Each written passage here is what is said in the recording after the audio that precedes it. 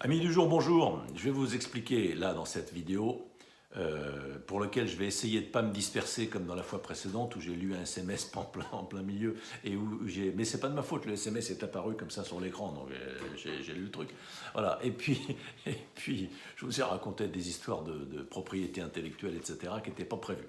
Alors, ce que je voudrais vous dire, c'est quand est-ce que ça peut être utile d'utiliser le corps dans le coaching, tout en précisant qu'on ne touche pas au corps du client, ça n'a rien à voir, le coaching par le corps, c'est une façon de s'enraciner soi-même dans ses sensations corporelles et une façon de proposer avec un mode opératoire que chacun peut inventer le sien. Nous, on a le nôtre et on le transmet dans la formation au coaching de l'énergie. On vous apprend, on vous entraîne et on recueille vos questions, puis on élabore avec vous.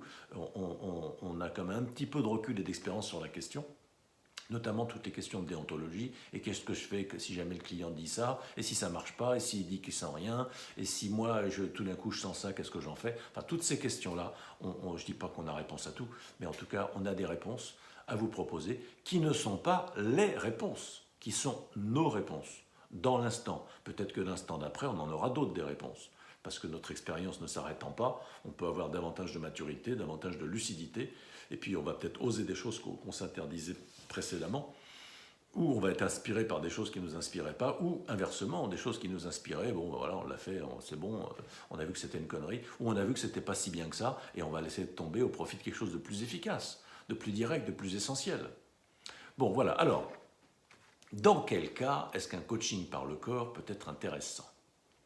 Eh bien, je crois que quand vous avez un client qui vient et qui est très émotionnel, ou qui est très intellectuel, autrement dit, il n'est pas tellement dans son corps, vous allez lui proposer un méchant raccourci, celui qui vient avec une grosse tête comme ça, plein de problèmes, un état énergétique de grande fatigue par exemple, ou bien beaucoup de complexité, énormément d'informations.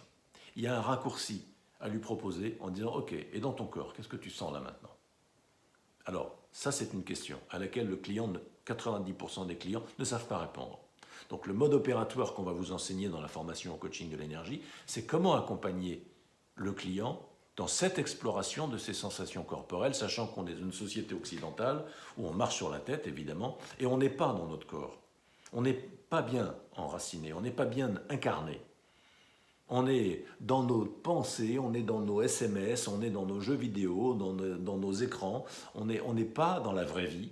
On n'est pas simplement, tranquillement et joyeusement dans la vie de l'instant, c'est-à-dire la vie du corps, avec des sensations merveilleuses qui émergent en permanence dans le champ de la conscience.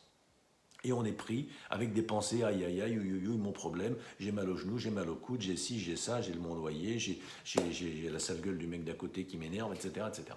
On passe son temps à vivre par procuration de pensées qui nous font être à côté de nos pompes et passer à côté de la plaque. Voilà. Alors, le coaching par le corps, c'est emmener le client quand il est fatigué, quand il est trop émotionnel, quand il est trop intellectuel. Et quand il est perdu dans la complexité, vous l'amenez à ressentir dans son corps ce qui est présent maintenant. Et encore une fois, il y a des méthodes pour ça, et on vous les enseignera. Éventuellement aussi, vous avez des clients qui sont dubitatifs sur la solution qu'ils ont élaborée avec vous. Et puis vous dites ouais, c'est bien, je crois que ça va le faire, etc. Vous dites t'as pas l'air sûr. Si, ça va, je suis sûr.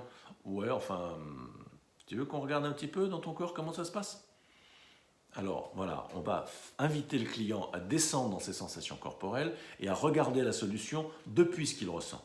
Ça peut vous paraître bizarre quand c'est dit comme ça, mais c'est très simple et c'est super efficace. Parce qu'à ce moment-là, il y a des choses qui se passent, il y a des choses qui se débloquent, il y a des contractures dont le client prend conscience, qui sont des obstacles qu'il n'arrive pas à visualiser, il n'arrive pas à conscientiser, mais il sent bien qu'il y a un truc qui n'est pas encore complètement fluide.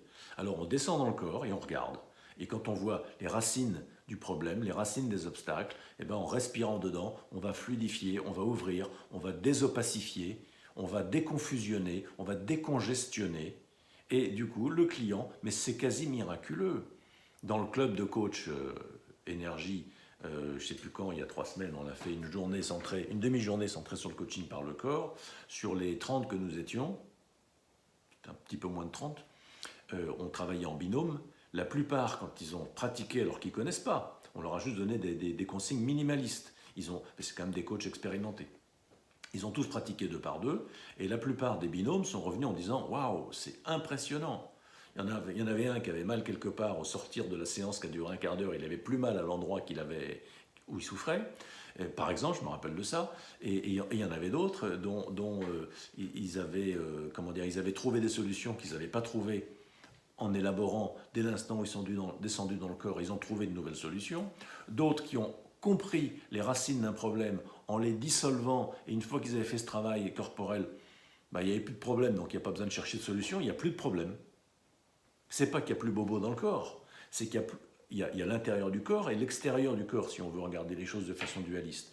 Le problème extérieur du corps n'était plus considéré comme un problème par la personne qui dit « Ok, en fait c'est un point d'appui. En fait c'est un truc sympa qui est sur mon chemin pour que j'apprenne quelque chose. » Bon, le problème est résolu puisqu'il n'y a plus de problème. Alors maintenant, à quoi je vais consacrer mon énergie? Et là, la séance peut se bifurquer et être bien plus intéressante que de se vous voyez, laborieusement lutter pour résoudre un truc qui en soi n'est pas un problème puisque c'est une solution. Rappelez-vous, si un problème n'a pas de solution, c'est que ce n'est pas un problème, c'est que c'est une solution. Donc plutôt que de chercher des solutions à une solution, vaut mieux considérer que ce problème est une solution, donc on le laisse de côté, on en profite, on est content, on a une solution de plus, et puis on réinvestit son énergie dans la vie sur des choses qui méritent qu'on s'y consacre. Voilà les amis, j'ai essayé de raconter en 6 minutes 53 quels sont des cas de figure où on pouvait, je jette un petit coup d'œil à mon papier, et puis ça suffit comme ça pour aujourd'hui. À bientôt.